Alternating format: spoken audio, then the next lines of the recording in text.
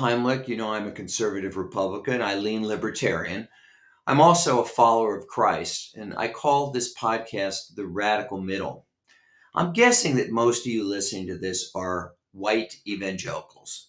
That means the chances are that almost every one of you is a so called pro life supporter.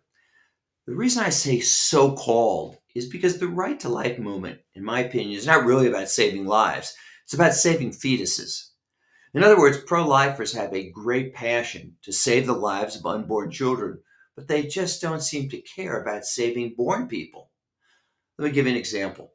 In 1994, one of the worst genocides in history occurred in the country of Rwanda, where 1 million members of the Tutsi minority were exterminated. Most of them were sliced up with machetes. And this was widely reported throughout the world. We all knew about it.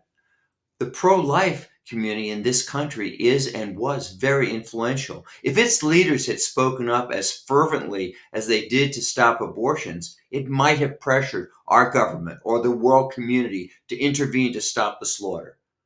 But the anti-abortion activists didn't say or do anything. Let me give you another example. In 2003, our country invaded Iraq under the pretense that Saddam Hussein had weapons of mass destruction and that he was tied to Al Qaeda. Both of these reasons turned out to be complete lies. The result is that 4,500 Americans died and 600,000 Iraqi civilians were killed. Even worse, when we disbanded Saddam's army during the invasion, the soldiers that were left formed the Islamic State, which terrorized the world for years to come. Did the pro-life community speak out about the hundreds of thousands dead in Iraq?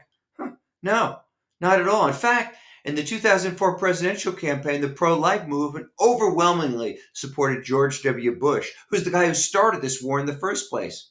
Why? Well, because he was opposed to abortion. If you care more about the unborn than the born, how can you call yourself pro-life? I'm Phil Heimlich, and this is The Radical Middle.